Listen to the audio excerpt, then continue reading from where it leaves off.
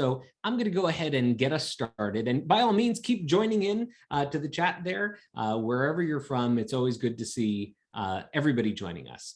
So hi, everybody. My name is Scott Vedder, and welcome to the Signs of a Great Interview workshop. Today, I'm going to be sharing some information from my background as a recruiter and as an author. I wrote a book, Signs of a Great Interview. Look at that. I'm on a book. See that? I had more hair then. But today is really about you. And I want to make this an interactive session. So throughout the time together, feel free to chat in the window there and pop in a question. Now, there's a lot of you here, so I don't know that I'll be able to get to every question that comes in live, but I definitely want to hear from you. And we're going to practice that right now. If you can put into the chat one word that describes how you feel about interviews. How you feel about job interviews. What's one word that comes to mind when you hear job interviews? All right, let's see. We have nervous and tiring. Ugh, says Pete. Very good. Anxious and stressed. Terrified. Michelle, we're going to help with that today, I promise. Stressful. Opportunity. J. Alex Quinn, thank you for that optimistic. Scree, says Ramona. Anxious. Symbiotic. Ooh, so the word of the day calendar there. I'll have to look that one up. Anxious, nervous, exciting. Ew, says Marco. And selling yourself. All right, Stefania, I hear that a lot. Nervous, sure. Avoid. Pat just doesn't want to participate at all. I can't say that I disagree. Excited, pushy, Begum says, and I hope I'm saying your name right. Forgive me, please, if I mispronounce your name. I'm going to try my best. Dread, yeah. So a lot of those terms are what I hear a lot when it comes to people getting ready for interviews and being able to show what they bring to a new job opportunity. You're not alone. Clearly, a lot of people agree with many of the words that you might have listed in that chat. And they're not words that are new to me because I hear them all the time. As a recruiter, I saw people going through those emotions across the desk.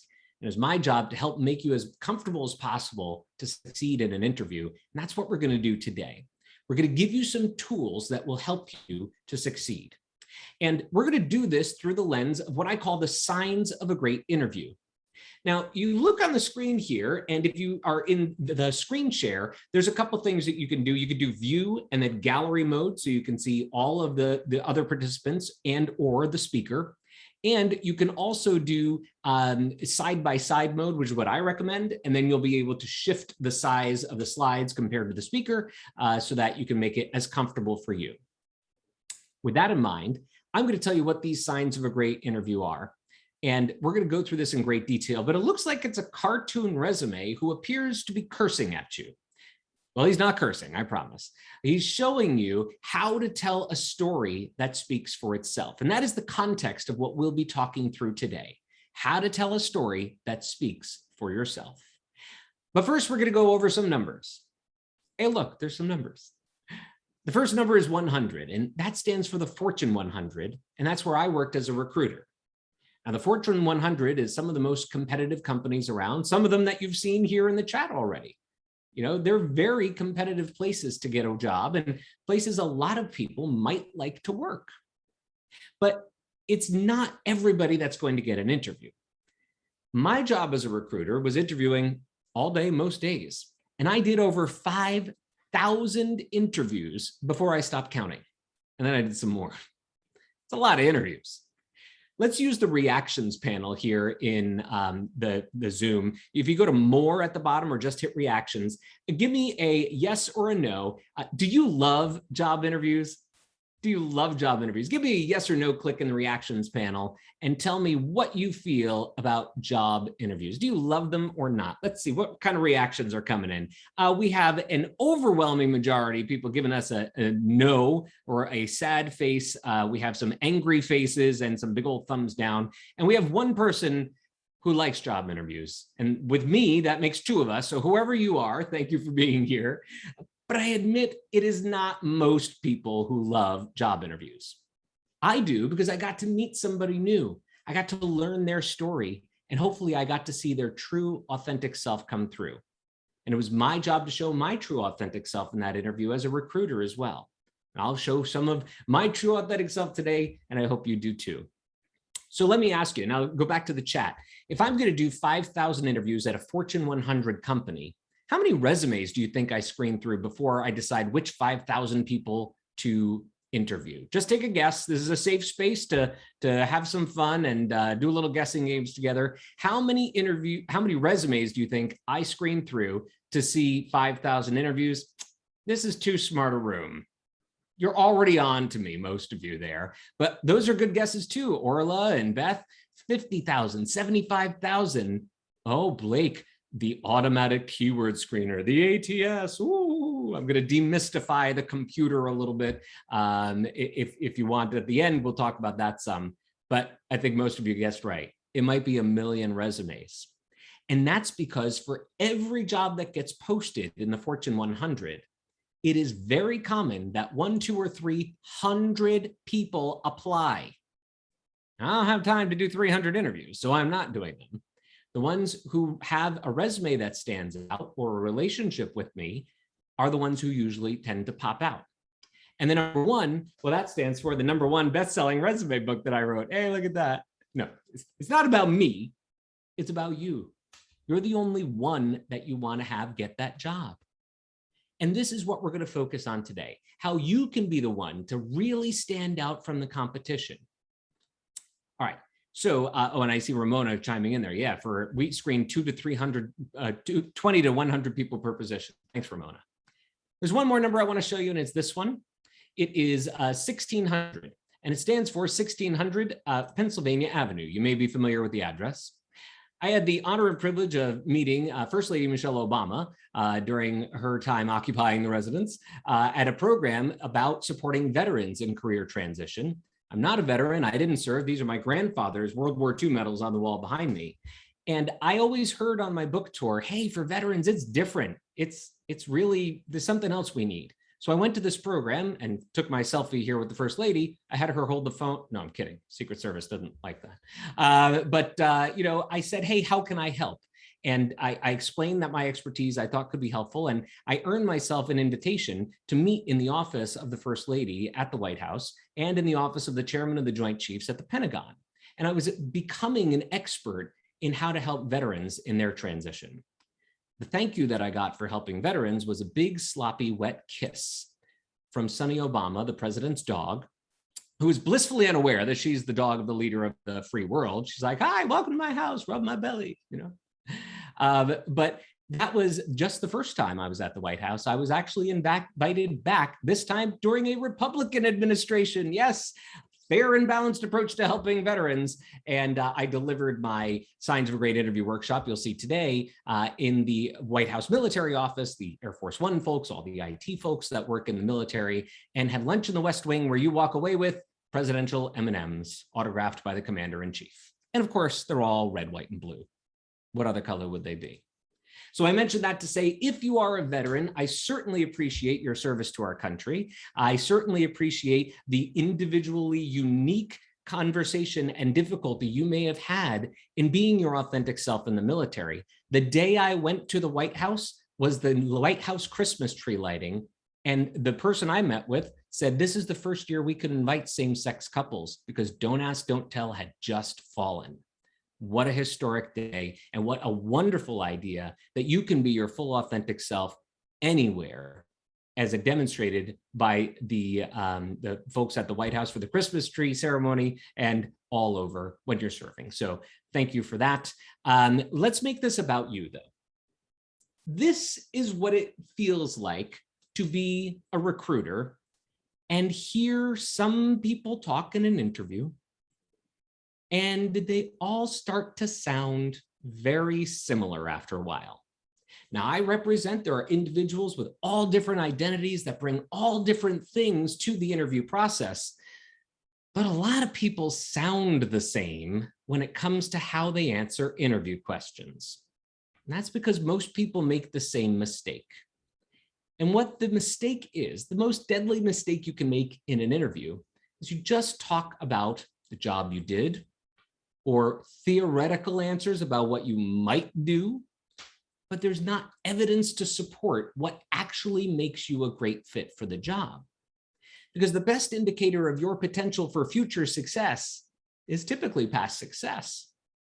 But a lot of candidates don't sound like somebody who's had past success. They sound like somebody who's talking like they think they should talk in an interview. So, hi, I am very excited to be here today. Let me give you my 30-second elevator pitch that I have practiced 170 times. And it's just a lot for us recruiters to go through to hear that over and over again. So as diverse a group as we have here today, from persons across a very broad variety of jobs and identities and sexual orientations and gender identities, and as wonderfully diverse as this crowd is, to many recruiters, if you don't use the signs of a great interview, we might all sound alike. That's certainly not what we want. I want you to stand out, and I want you to use the signs of a great interview to pop out from the competition. So when we go through today's conversation about interviews, I want to start by reframing what we think about interviews, and let's start with a simple definition. The word interview, if you break it down into two parts, well, before we even do that, let's say what it isn't. It's not a test. It's not a quiz. It's not an interrogation. You don't have to be afraid, right? We're not there to grill you. There's no like spotlight and a guy with a cigarette like, hey, where were you on the night of the 12th? That's not what's going on in an interview, right? You can break it down to just these simple two words, inter and view. And what this means is simply between two parties, a perspective.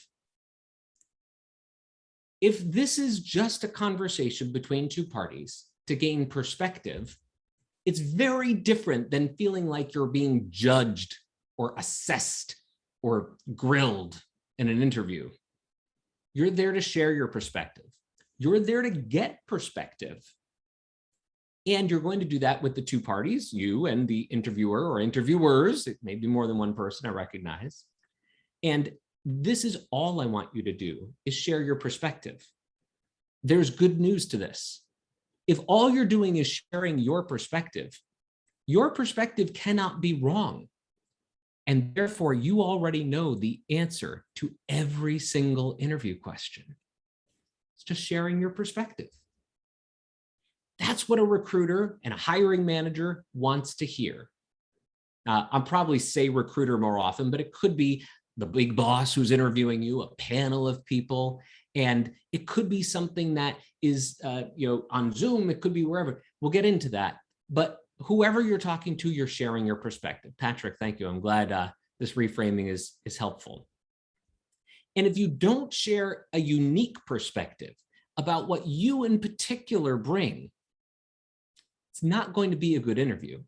So I'm going to show you a bad example of an interview question or interview response. And I want you to guess who it is that I'm talking about. So it's a very specific person. I think most of you will know exactly who this is, but he's going to give a bad response to a very simple question. Can you tell me a little about yourself? Here's what he's going to say. Well, I grew up in the Northeast. I haven't worked for anyone else in quite a while, actually. I didn't graduate college, but my work gets people to listen. And I really want to work here to bring more good ideas to light. And this is what most interviews sound like. It's this bland and nebulous kind of interview talk, like, oh, bring good ideas to light. I heard that was a good phrase for an interview, so I better say it. Don't say anything that doesn't sound and feel like you. When this candidate expresses this kind of an opening statement, we don't even know what industry this person is in. We don't even know what they do or what they offer. We just know they grew up in the Northeast. We don't even know if they mean America. It might mean the Northeast of, some other place. This is what most interviews are like. We're going to fix this. We are going to help recruiters, and most importantly, help you to get a better answer and for you to give a better answer to this. Because if you need a hint about who this is, so would a recruiter. We're going to come back to this individual in a little bit, and we're going to use the signs of a great interview to help them out. But first, what is all this? You're probably still thinking it looks like curse words in a comic strip. Incidentally, cursing is another bad idea in an interview. and on a resume. So I had a candidate I was working with. I do one-on-one resume consultations, and she was very frustrated. She wasn't getting interviews. And she worked overnight at like a convenience store, managed a team of people, and she didn't know why her resume stood out or why it didn't. And I saw it right away. She described her job as the third shift supervisor, but she misspelled shift. There was no F. You get okay. So there's a laughter button there too in the reactions. If you want to hit that once in a while, that'd be very validating for Scott. I try to keep this lighthearted, I promise. But this is not. Thank you, Will, for helping me out, and Chris. I think that was an appropriate emoji, perhaps. Very good. Thank you. All right. So here's what we're going to do. This is not a curse word. This is what you want to do in an interview and how you want to tell your story with the signs of a great interview. Now, I'm going to spell this out for you here, but it's also in a worksheet that I have uploaded into the Documents tab on the main page for this workshop session. So you can get this information from that as well. And it highlights some of my top 5 tips. I'll go deeper in this conversation, but feel free to download that where, among other things, the signs are explained. So what's with all this? Here we go. The first sign is the exclamation point. Any part of your experience that was amazing. Wow, look at what I did. Nobody else could say that. The next one is the @ symbol, defining points, places, dates, and things. Next up is numbers that quantify and prove your past success.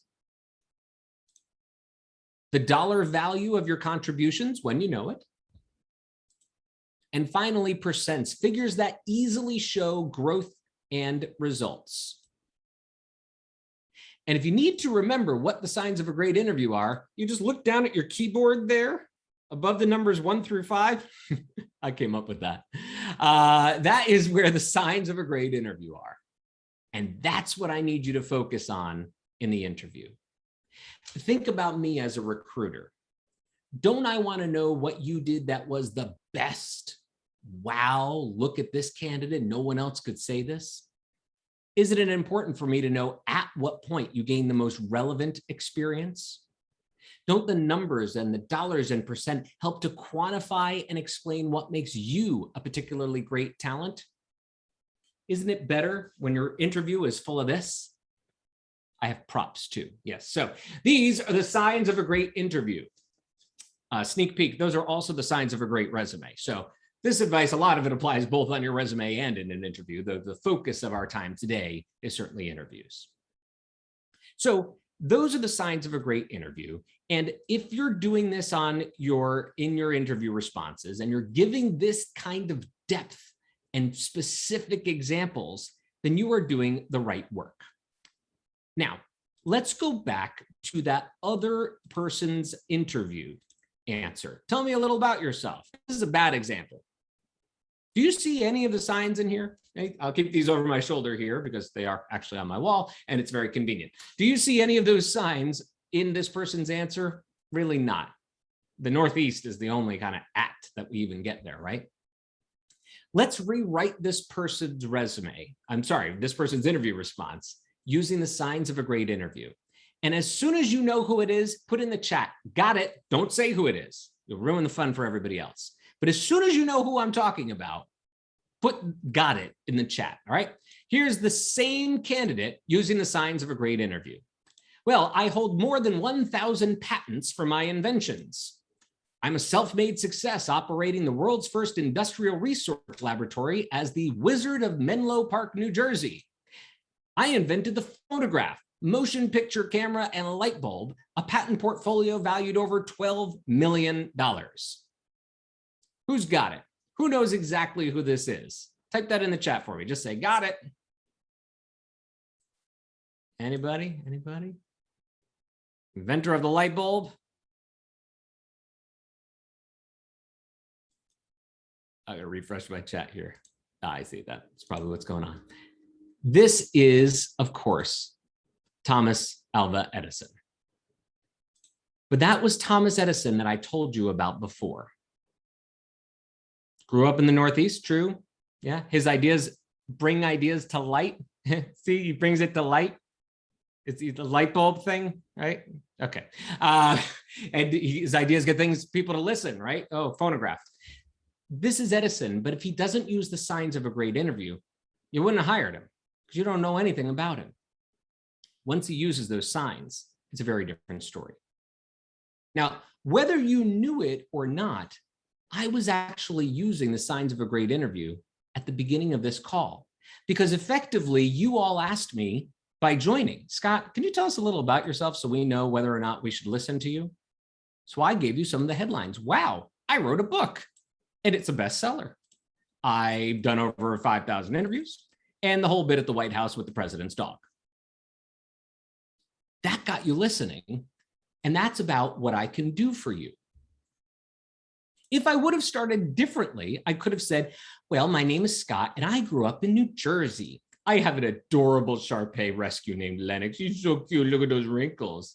And I actually have been married 17 times, all to the same man. And it's because of how equality rolled out across the country. So this is our federal ceremony, and we got about as gay married as you can get. We got married in San Francisco City Hall by a gay judge in front of a bust of Harvey Milk.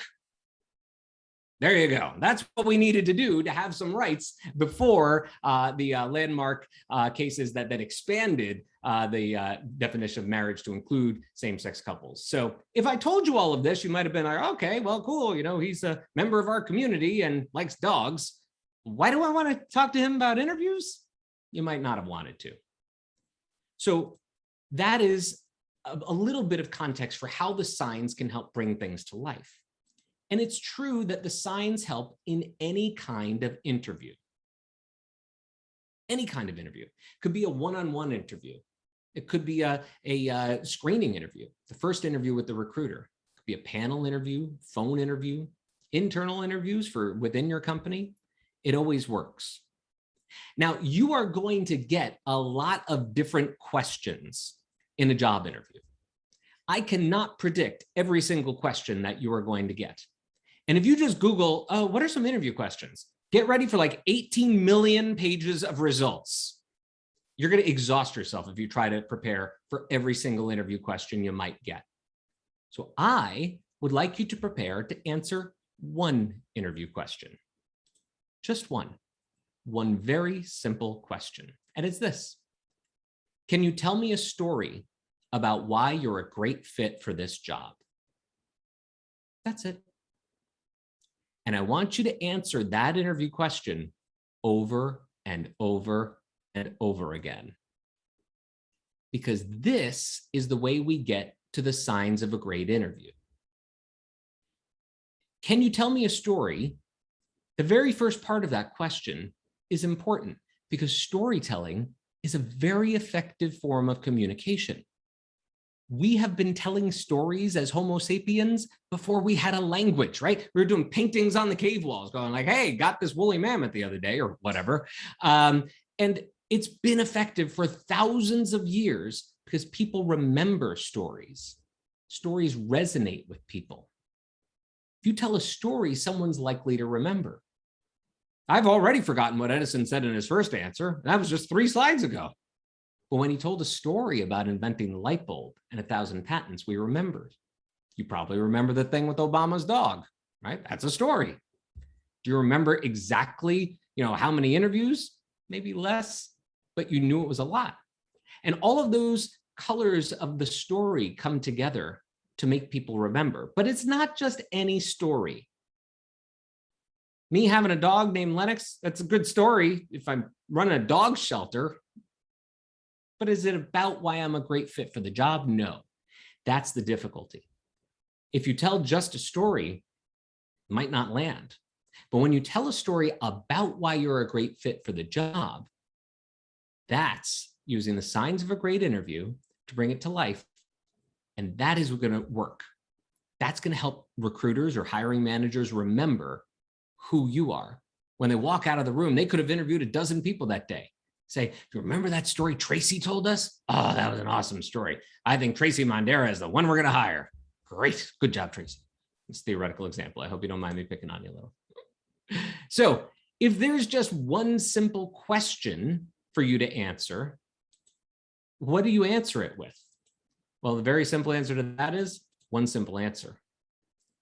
And the one simple answer I want you to give is this. Oh, yes, I've done that before in the past. For example, that's all. I want you to indicate to me that you can do the thing that I have just done. So if you are doing that, you are doing the right work. Yes, I have done this successfully in the past. And I'm getting a signal here that I may be running low on bandwidth. So if you, for some reason, cannot hear me, please let me know, and I'll defer to Jason here. I think it's because we have so many people here with us. That might be part of the challenge. But if you're still with me, that is great. And if you're not, I'll be back in a moment. So telling a story is effective because it is what makes people remember. And that's what we're trying to do. We're trying to get them to remember why it is we want to talk to this particular individual. I do believe I have dropped off the call, and I might not have, but if I did, I will dial right back in. I am not sure exactly what. Oh, hi, this is Jack Schofield. Thank you. You're still sounding good for us. I am. Can you still see me? Yes, we can still see you as well. Well, great. I wish the feeling was mutual because now I just see the blank screen. But you know what? We go with the flow, just like you would in an interview, and especially in a Zoom interview. This is 2021. This kind of stuff happens, and it's okay. All right. So I'm going to load back up that presentation, and let me know, Jack, if you would please, if that pulls up on the screen. I just want to make sure everybody can see. And let's see here, share screen, and we're sharing this. Okie dokie. Yep, we can back see in the business? presentation again. All right, good news. All right. So here's what we're going to do next. We've already given one simple answer, and now we're going to pepper that in with the signs of a great interview. How do you know what kind of stories to prepare for is the question.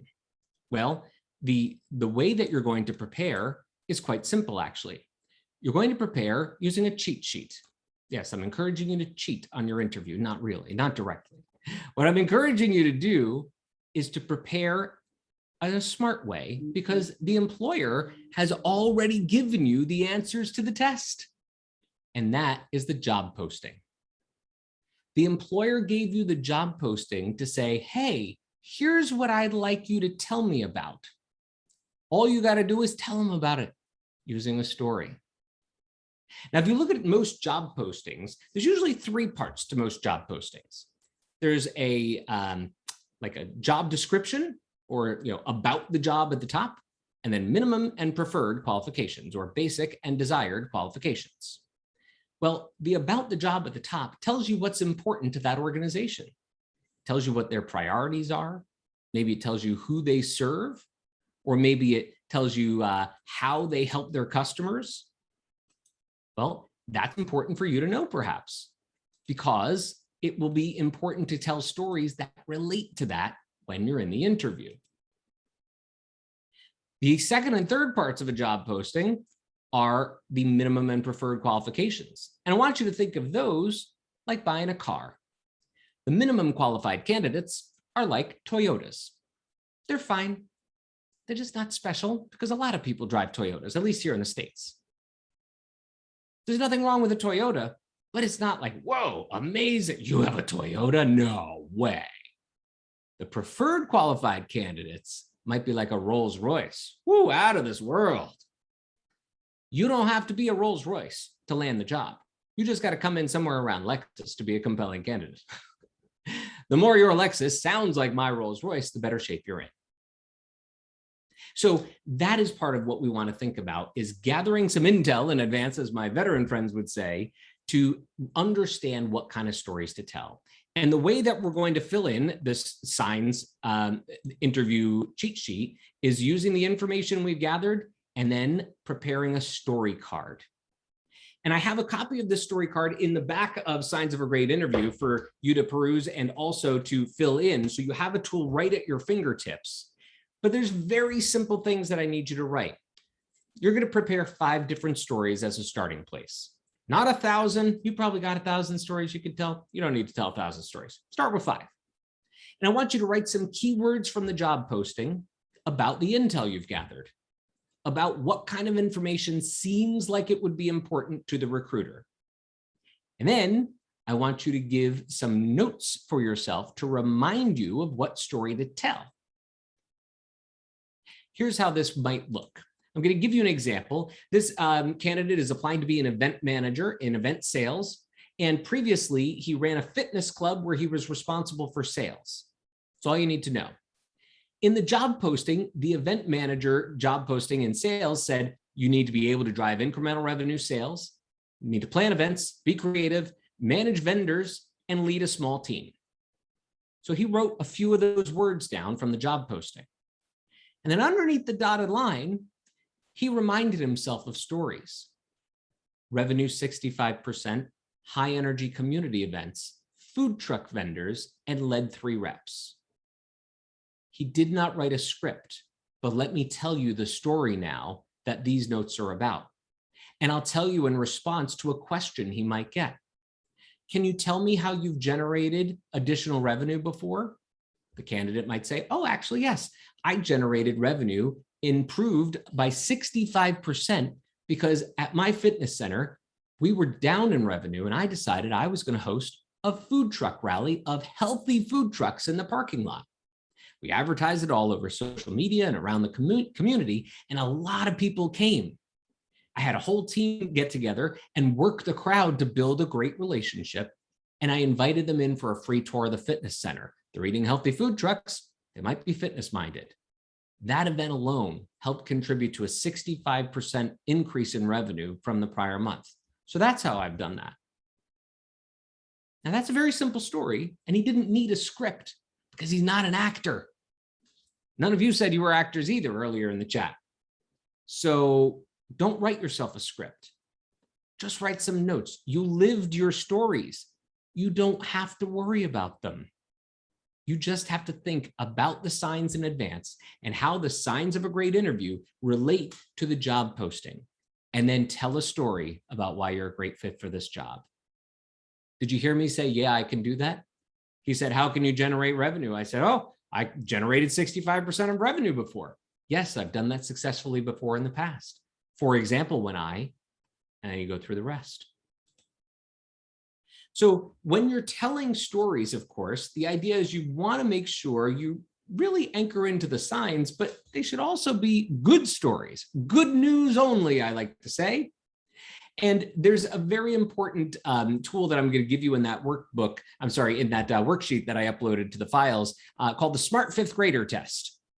And it's a way to think about simplifying stories that you tell. Start by pretending you're talking to an 11-year-old child. Nice and easy. Keep it simple. And your Rosetta Stone for how complex you can make the examples is the job posting. I'm pretty sure you will not be interviewed by an actual 11-year-old child, at least not with current labor laws, right? You know, I hope that's not the case.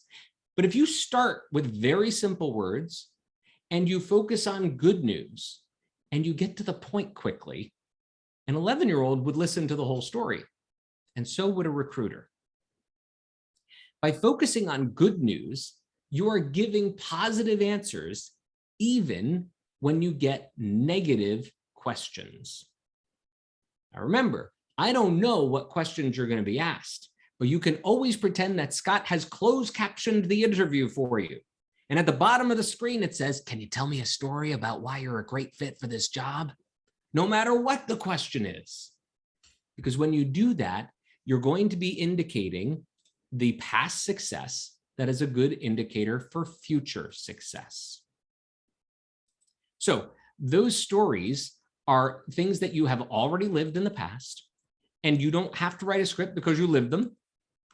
And I'm going to give you a little bit of information on how you can make sure you get to the stories on your card, because sometimes you're going to get asked questions that are not really related to what was in the job posting. And I'm going to tell you a secret here. Don't tell the interviewers I told you this.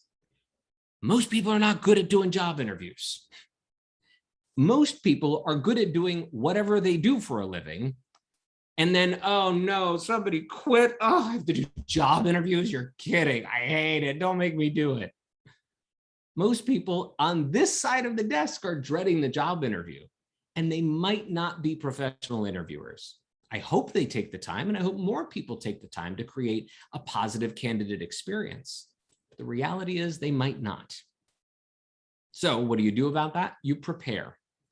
You prepare to get to your stories no matter what happens, using what I call the perspective pivot. And this is not spin like, some PR marketing agency. It's turning the conversation from a question that is not about the job, a poorly phrased question, into a story about why you're a great fit for this job. So I'll give you an example. And these are some of the wacky ones I've heard.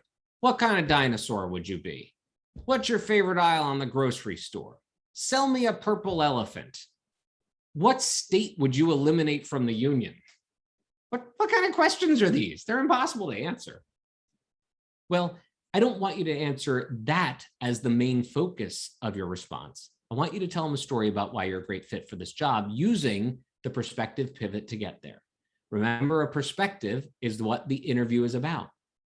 And if you're sharing your perspective, you're not wrong. So if you get asked a question like, what state would you eliminate from the union? You might say, I hadn't thought about that. Would you mind giving me some additional details on what kind of response would be most helpful for you to hear? Just ask a question back. That's enough perspective, perhaps, for you to get some more intel. Well, we're just curious about how creative you are. Oh, well, I don't know what state I'd eliminate from the union, but let me tell you a story about when I was really creative about a solution. I had this food truck rally in the parking lot of my health club. You might go through the story, and by the time you've given yourself some time to relax by telling a story you're familiar with, maybe you come back to something. And I, Scott, do not know what state I would eliminate from the union, but as a recruiter, I'd say the state of unemployment. Maybe, right? Those are silly questions, but you might get something like that because people just Google, what question should I ask? I'd rather they just tell you the questions in advance. They probably won't. But there's one silly question that I think is on a lot of people's minds, and it's this one. What's your greatest weakness? A lot of people tell me, oh, I hate this because it says, what's wrong with me? That is not the question that's being asked here. It's not what's wrong with you. There's nothing wrong with you. If you're your authentic self, you're doing great. What this is not is just as important as what it is. It's not about what's wrong with you when you get asked what's your greatest weakness. What they're really asking is, are you going to give me an answer with no tricks involved? I don't like playing games. Some people say, my greatest weakness is chocolate. Next question. That's not what we're looking for. Somebody who asks this wants to hear good news only still. And really what they want to know is, are you self-aware? Have you taken steps to address something? And can you tell them a story about why you're a great fit for this job? You kind of figured I was going to land there, right? When you do this, you are giving the opportunity for the recruiter to get a great piece of information, even if they've asked a poor question. Here's how the perspective pivot might work for what's your greatest weakness. You can use this line directly, make it sound like you, not like Scott. I'd say my greatest weakness was probably. Put it in the past. Now, a real stickler for grammar might say, well, they asked it in the present tense with a contraction of what is. But most people are not going to get hung up on that. I would say my greatest weakness was probably shows me that you're self-aware. Hopefully means you've taken steps to address it and can lead you to a story. I worked with another candidate in interview coaching, and she asked, she had this exact kind of issue. She said, I didn't like public speaking. I'd say my greatest weakness was probably public speaking. So I joined Toastmasters and I learned to speak, and I learned to be more confident in how I speak as my authentic self. And when I did that, I then gave a presentation to our vice presidents. I got approval on a $12 million budget. That's why I'd say my greatest weakness was probably public speaking. I'm glad it isn't today. She got to a story about why she's a great fit. Now, there's a lot of questions you might be asked, but I can pretty much guarantee the first question is, can you tell me a little about yourself? We've been over that one. And I can also pretty much guess the last question you're going to be asked. And that's, do you have any questions for us? Now, a lot of candidates use this as their opportunity to all of a sudden become, Barbara Walters trying to interview the most interesting person on earth. This is not your job to do an interview here. Now, there are some exceptions where, if you're a newscaster who's going to do interviews, they'll probably toss this to you early, maybe in sales. But for most of us, do you have any questions for us? Is recruiter speak for get out, this interview is over. Like, I got no more questions. Can we get on with it? But as a courtesy, do you have any questions for us? Well, that one last question is what I like to call your Hail Mary pass moment. And for those of you who are not into sports, Hail Mary passes in a football game, like the clock's going to run down and just the quarterback just throws it towards the end zone and hopes somebody's catching it. Well, in this instance, do you have any questions for us? There's only two things that I think you should really focus on. The first thing you can always ask, which is always fair, is, can you please tell me what are the timing and next steps in the selection process? I think most recruiters want to give that to you. And I also think you're owed that information as a candidate. So that's always fair. What are the timing and next steps in the selection process? The other question you can ask is this: what have we not yet talked about that is essential for success in this job? What have we not yet talked about that is essential for success in this job? This opens up a new opportunity for you to tell a story about why you're a great fit for this job. See, it all comes back to that. Because what might happen when you ask this question is one of several outcomes. The first outcome is very likely. They may say, no, oh, wow, I didn't think that'd be a question. That's a pretty smart question. No, we haven't talked about, there's nothing else to talk about. You can say, well, someday I'll have to tell you why I generated an extra 65% of revenue at a health club using food trucks. It's a good story. We should talk about it sometime. That's that Hail Mary pass, throw the food truck thing in there. And that is the likely outcome. No, I don't have anything else because I asked all my questions, and a good recruiter or interviewer would stop along the way if they needed more information about something. Not everybody's a good interviewer, so they might not have. And they may say at the end, well, we're really looking for someone with X, whatever X is.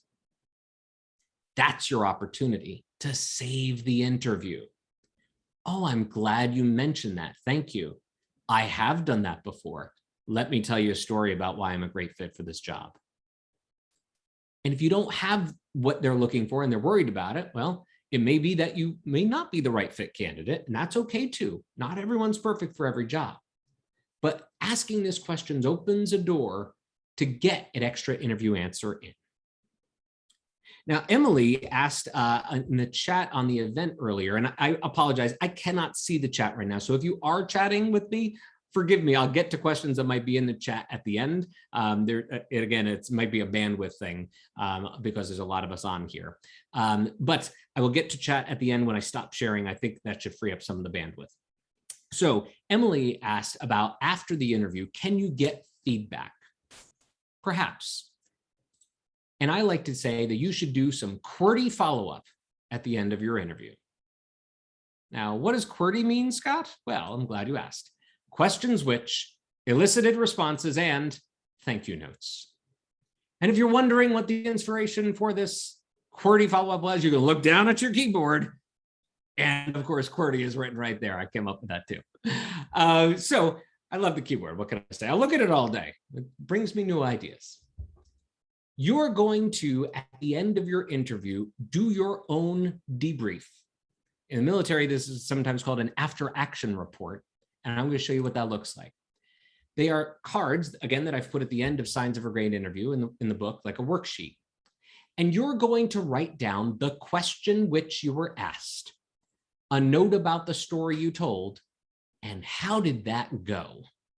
You're going to do this as soon as you get to your car, as soon as you log off the Zoom. as soon as you leave the building and hop on the subway, whatever you can do to get this card filled out immediately, because you are going to start to forget stuff. It's just human nature. You're just going to, and there was this other thing they asked, and like I was supposed to name a dinosaur or something. What was that? As soon as you get to the car, as soon as you leave and you're out of sight of the interviewer, start writing your notes. The question which you were asked, what did I do to raise revenue? What kind of dinosaur am I? What's the definition of leadership? And then remind yourself which story you told. Oh, told the thing about the food trucks. Kind of pivoted on the dinosaur thing into this creative thing I did back with the advertising campaign. And, oh, definition of a leader, I said, I am one because I possess these skills, and I told them how I used it. When you fill this out, you are helping give yourself feedback on the interview. You're helping the you're helping yourself understand how the interview went. And if the interviewer is unwilling to give feedback, whether you get the job or not, and that's probably likely, a lot of people don't give feedback, you've done yourself the favor of getting some interview. So the TY reminds you about a thank you note. You should write a thank you note. Personally, I think it's 2021. We all live on Zoom, it seems like, for our full-time jobs or part-time jobs or just seeing family nowadays, right? You can write an email thank you note. If you're applying to work at the post office, you should probably handwrite it, or Hallmark, probably handwrite a note for them. Just a tip there. But I think email's fine. But the TY on the QWERTY card reminds you of who did you talk to. Make sure you get their email address or mailing address before you leave the interview, and any special touches along the way, things to call back to that remind them about stories you told. Let me show you an example. Here's a QWERTY card from our friend Juan, who applied as the director of, Jaime was the salesperson going to the food truck event, or who had done the food truck event. So he got a question, how have you driven increased sales in a prior job? He talked about the food truck event, raising revenue 65%, and oh, it was a vegan food truck showcase. He added that detail. The elicited reactions. Oh, they love this story. One interviewer named Fatima said she was a vegan. No change needed to this answer. This is really helpful. He's got a great story he's telling. He should tell that one again.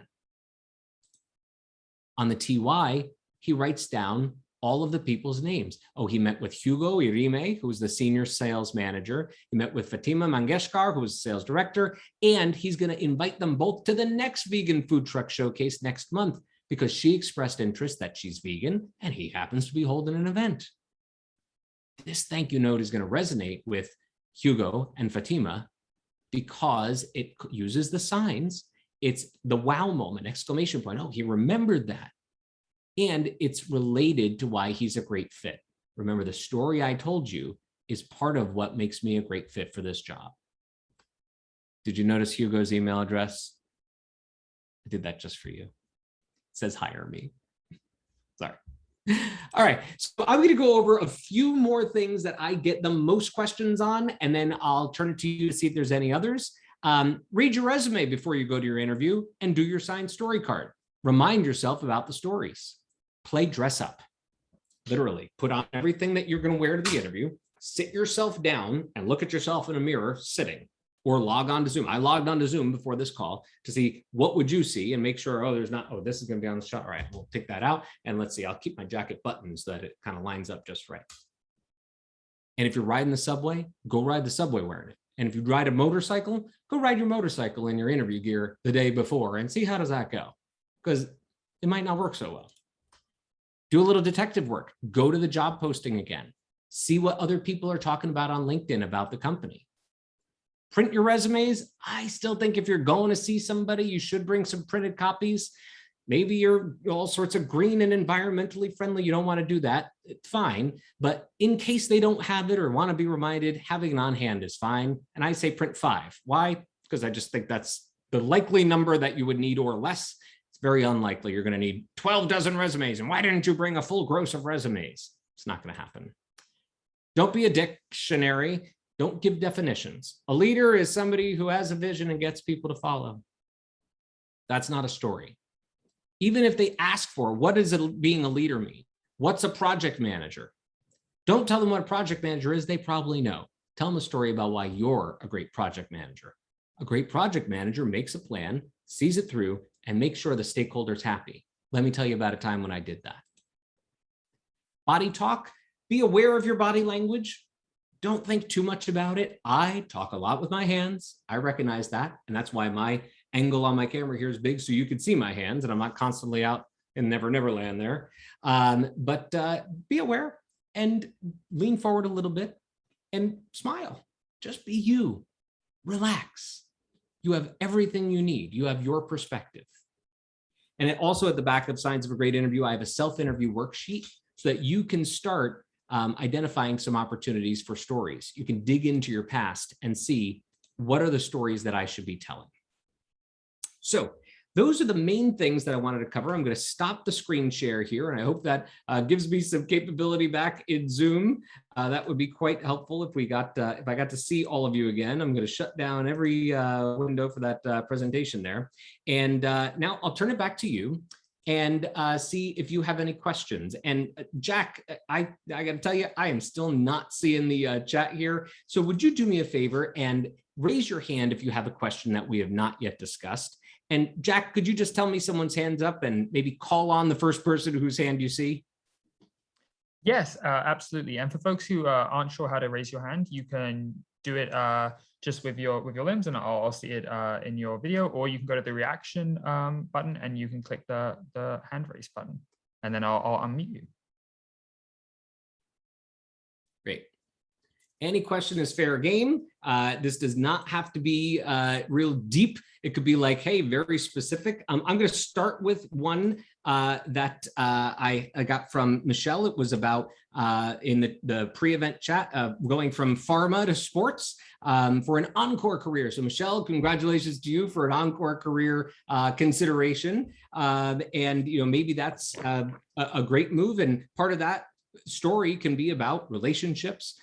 How loyalty is important for people who take a certain prescription or perhaps who follow a certain team. I'm sure there's a lot of parallels, but do the research before on what's important in sports and very likely to find things that are also important in pharma.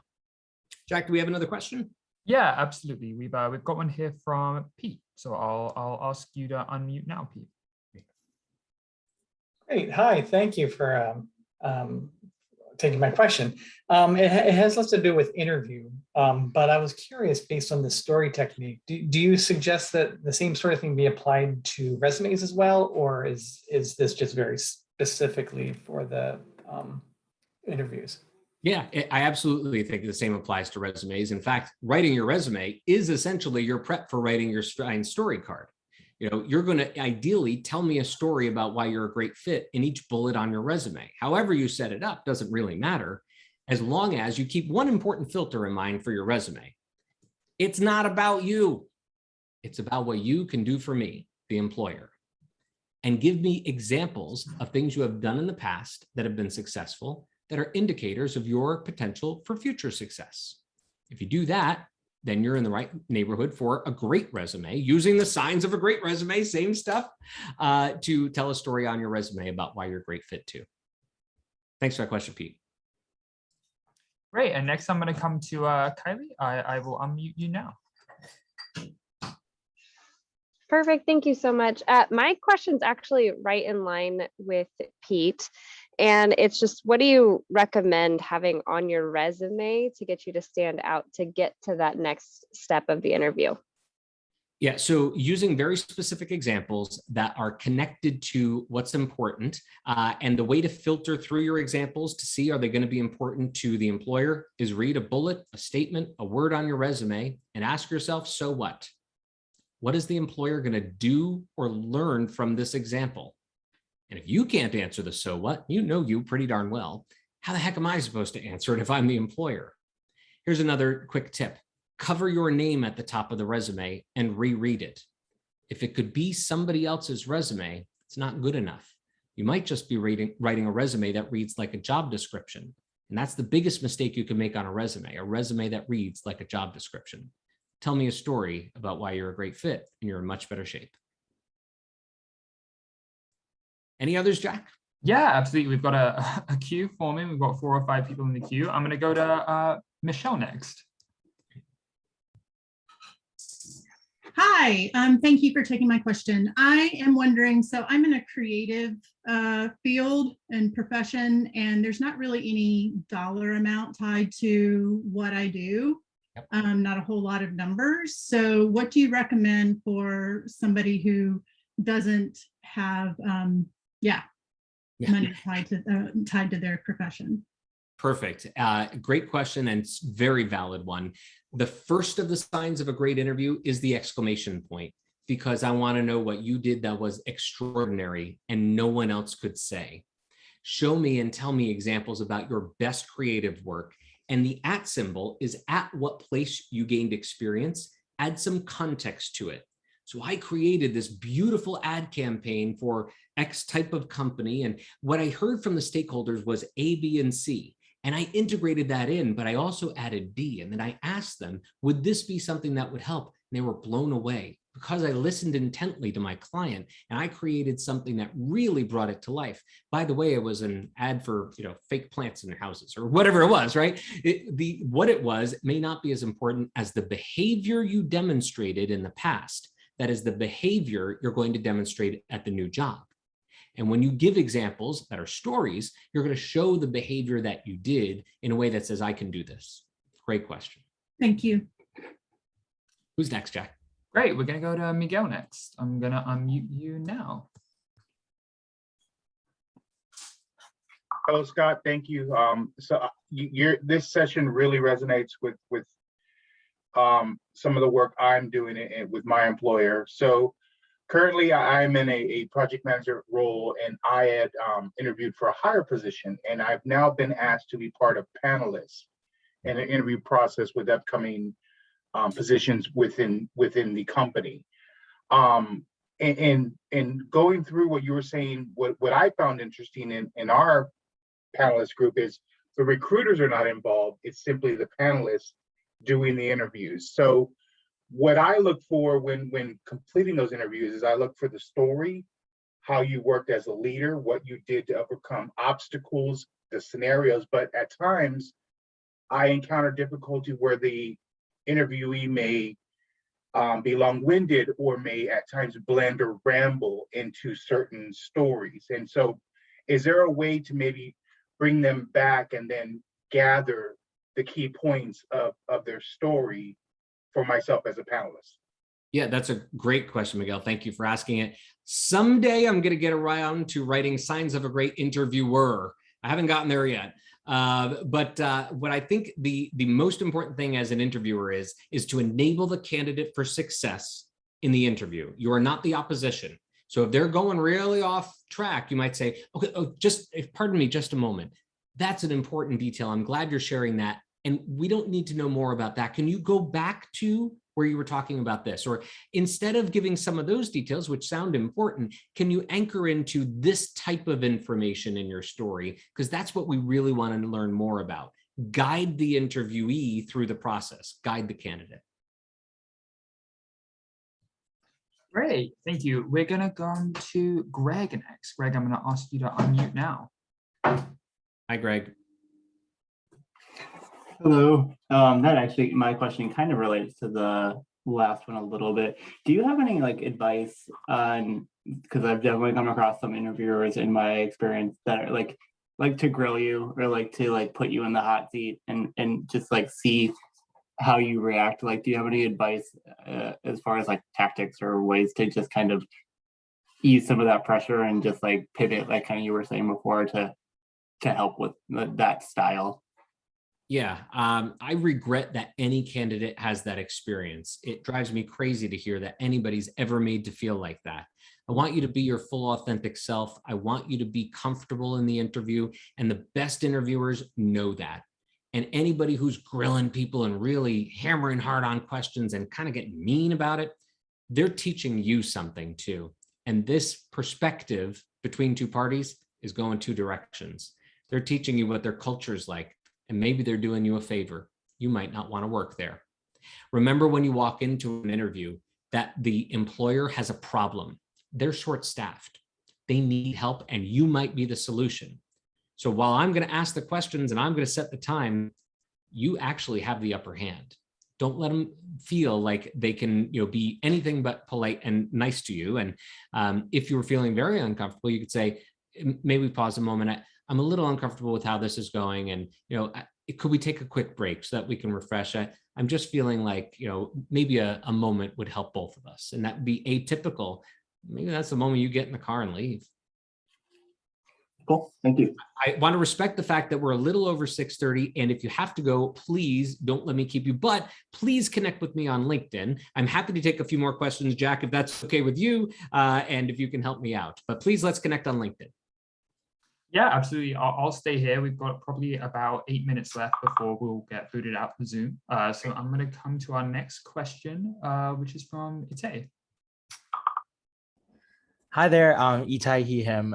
I have two quick questions. First one is, obviously we talked about interviewing and resume and how to really make yourself stand out. I guess my question from a recruiter perspective is, what really gets read in the cover letter? Like, how does that play a role in like getting someone an interview versus just looking at the resume? And then my second question, which is a little bit more nuanced, I think sometimes in the creative field and some other fields, they're like more practical interviews where they ask you to either prepare work in advance or do work for them on the spot. And I've had an experience where they've actually used the work without compensating if like you didn't get the job. So how do you navigate those things when you're asked to do them in an interview?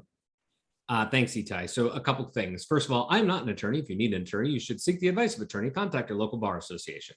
However, you may very well know as a creative some of the laws around copyright and permissive use and all those types of things. So by all means, do not let anybody take advantage of you. That's awful. And again, they're telling you something about their culture if they're doing that. No one should be asking you to produce work product. And if you watermark something or something like that, I think it's not uncommon to see. And nobody's gonna be like, oh, look at this, put a watermark, thinks we're gonna steal. You're just showing that you're savvy about graphic design. And I'm making up that it's graphic design. Maybe it's audio and there's a little boop in the background, a little audio watermark as well. That is fair because it shows that you're smart, that you are going to protect the intellectual property of this organization in the event that you're hired. So I think you can and should do that. I would limit the amount to which you would agree to produce things. All right, I need 17 versions of this particular thing that I want to look at during the interview. Push back, say, I fully respect you on a diversity of work. 17 is not something I have the capacity to do very deeply and well before the interview. Can I please provide a smaller selection for you that would really show the best of the work related to the job? Because your work in preparing for that is your story about why you're a great fit for the job. The first part about a cover letter, how much is read? Probably not a lot, but they might.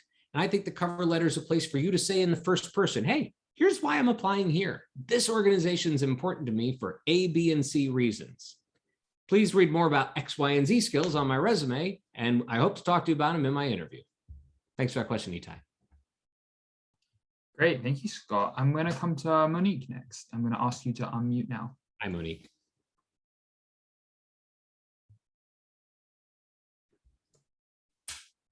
You might still be on mute, or I can't hear you. So I'm asking to unmute. It doesn't look like it is coming. Oh, there you go. Right. Okay, sorry about that. I've had issues. This has been really invaluable. I've been taking notes. I plan to buy the book. I wish I had heard this information maybe like a couple of weeks back. I had an interview, internal. I've been in position for 8 years, almost 8 years. So I was kind of rusty. My resume was a little outdated. I tried to do my best to update it, but I was a little bit unsure. There were times in the interview process, and it was a panel over the phone, which was kind of weird. It was 4 different people interviewing me over the phone. And I felt like the same question was being asked at least 2 or 3 times. And I kind of doubled down on my answer. So needless to say, I didn't get the job. But I was inspired based on the fact that, you know, it was higher money. So I'm like, okay, well, apparently if I got greenlit for that type of interview, then I can get another one. So I'm trying to prepare myself going forward. When I encounter the same question, or it seems to be the same question asked multiple times, what do you do about that? And then also, will this presentation be replayed? So I would defer to Jack on the replay question. Jack, is there, I think we may have that opportunity. It is being recorded. Yeah, the session will be available shortly after we close here. It will be uploaded to the virtual platform. Awesome. Great. Thank you for that. Monique, as to your getting the same question over and over again, that may just be bad interviewing. Again, I'm not sure who you interviewed with, but it's possible they're just experts in something else, not interviewing, and they forgot, oh, Sally actually already asked that question. Whoops, sorry. I'm just going to go with it. Or maybe they didn't hear what they needed to hear. So if you're recognizing that two questions are either identical or very similar, you might show that self-awareness in the moment. You may go, it reminds me of a question you asked earlier, and I hope that the story I gave was a relevant and helpful answer. Could you tell me what else you would like to know, or how I can go further into that to help you understand how this qualification is something that I have for this job? Just ask. Thank you so much, Scott. It looks like next is Michelle. Hi, Michelle. Hello, all. Thank you for being here. How do you answer the unanswered questions? Fortunately, I don't look my age, but I'm 67. I'm trans. I'm disabled. I have a service dog. None of these are things I can answer in the interview, but nonetheless, they may want to answer or they're thinking it. Michelle, what I would say to you is you be you, and you take pride in being your full authentic self. And somebody who does not value that or not respect it or at all puts that into their decision, though against the law they may be, again, not a lawyer, is not a person you want to work for. The best of employers will see that the full diversity that each of us brings. Each of us has something unique that we bring, and some of our dimensions of diversity are more visible than others, and that's okay.